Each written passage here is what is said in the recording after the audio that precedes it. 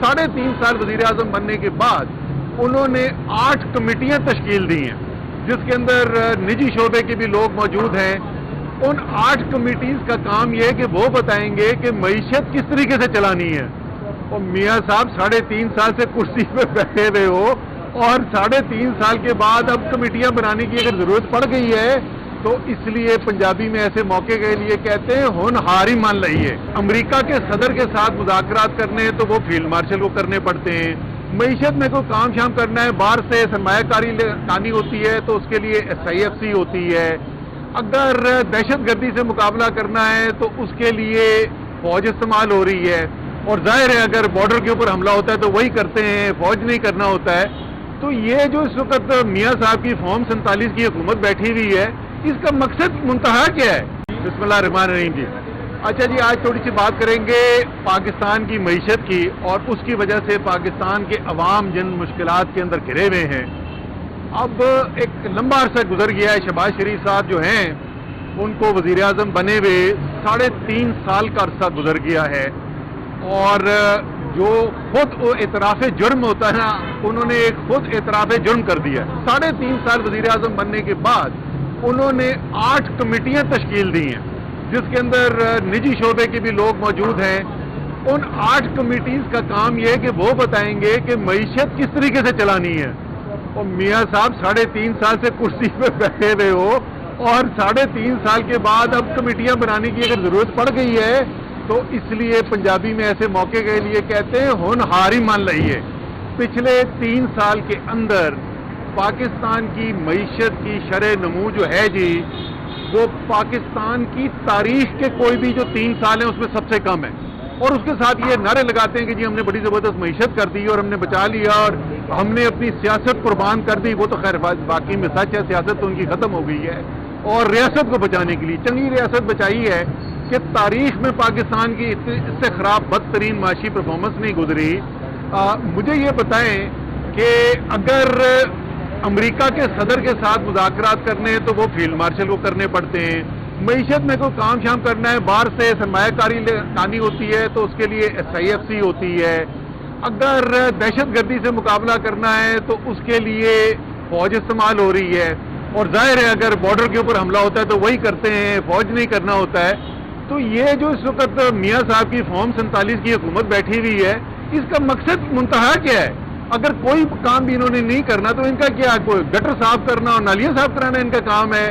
तो मियाँ साहब आपने ये कमेटियां बना के खुद इतराफ़ जुर्म कर लिया है कि आप मईशत ठीक करने में नाकाम हो गए। तो मेहरबानी करें इस फॉर्म 47 की सहूलत से मिली हुई कुर्सी को छोड़ें और एक ताज़ा इंतखाबात करवाएं और अवाम के मुंतखब नुमाइंदों को मुल्क चलाने दें।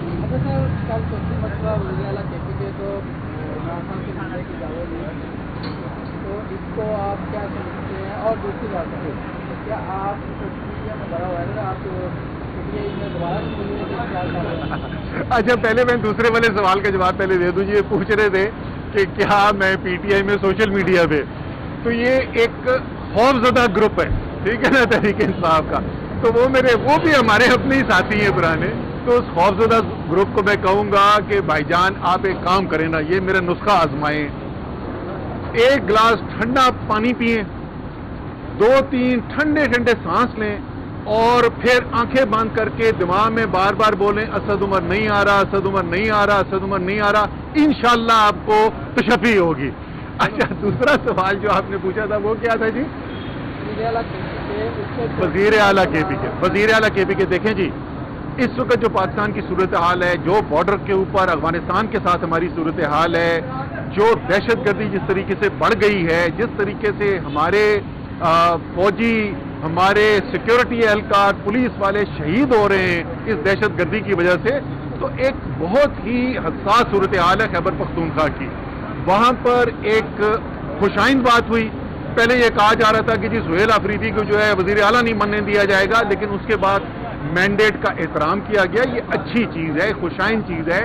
उसके बाद ये भी अच्छी बात हुई कि खबर आई कि कोर कमांडर साहब जो हैं वो खुद गए सुहेल अफरीदी से मिलने के लिए, उनको मुबारकबाद भी दी। ये अच्छी बातें हैं। वहाँ पर वफाक की, रियासत की, खैबर पख्तूनख्वा की हुकूमत के साथ एक अच्छा ताल्लुक हो, یہ پاکستان کے حق میں ہے. اس لیے ایک چھوٹی سی بات ہے، وزیر اعلیٰ جس کے نام سے الیکٹ ہوا ہے، جس نے اس کو نامزد کیا، جس کے ووٹ کے اوپر وہ وزیر اعلیٰ منتخب ہوا ہے، اس سے ملاقات کے لیے وہ کہہ رہا ہے. میرے خیال میں یہ بہت بڑی غلطی ہے کہ اس کو ملاقات نہیں کرنے دی جا رہی. اس کو ملاقات کرنے دی جائے تاکہ وفاق اور خیبر پختونخوا کی حکومت جو قومی معاملات ہیں اس کے اندر ایک ساتھ اچھے طریقے سے کام کر سکے. بتائیے گا این سی کے یہ تشکیل اب دیکھا جائے کہ این سی کے جو بڑے افسران ہیں وہ ایک بڑی کرپشن میں ملوث پائے گئے. اس پر آپ سر کرپشن تو چاروں طرف ہی پھیلی ہوئی ہے نا، وہ تو کوئی لوٹ مار کا کوئی حل ہی نہیں ہے. سارے کرپشن کے مقدمات جو ہیں وہ بنتے ہیں اور جن کے اوپر سارا ذکر ہوتا ہے وہ سیاستدانوں کے بارے میں ہوتے ہیں. اس میں کوئی شک نہیں کہ الحمدللہ بے تحاشا سیاستدان بھی ایسے ہیں جنہوں نے خوب ہاتھ مارے میں بے تحاشا کرپشن کی ہوئی ہے، بڑے بڑے عہدوں بڑی بڑی کرسیوں پہ بیٹھے میں، بلکہ آپ کہہ سکتے ہیں سب سے بڑی بڑی سیاسی کرسیوں پہ بیٹھے میں. لیکن جو باقی سینکڑوں ہزاروں کی تعداد کے اندر لوگ ہیں ان کے کرپشن کے کیسز جو ہیں اس کی نہ کوئی بات ہوتی ہے اور وہ لوٹ کے لے گئے پاکستان کو. تو 20 سال 25 سال محنت کے باوجود پاکستان کرپشن کے خلاف اس جنگ کے اندر مکمل طور پر ناکام. اچھا سر، یہ بتا دیں کہ ترکی میں جو ہے وہ افغانستان کے ساتھ مذاکرات ناکام ہوئے ہیں. خواجہ آصف نے سب جو ہے وہ وارننگ کی ہے، کیا سمجھتے ہیں کس طرح سے اب چلنا چاہیے؟ یار یہ بتاؤ، یہ کوئی اگر لاہور میں جو فلمیں بنتی ہیں یا کوئی کم سے کم ڈرامے بنتے ہیں اس میں کوئی آپ کا کوئی تعلق والا ہے نا، خدا کا واسطہ یہ کوئی سلطان رائی والا رول دلا دو خواجہ آصف کو، یہ پڑھ کے چھڑ کے ادھر جا کے مار گیا کریں.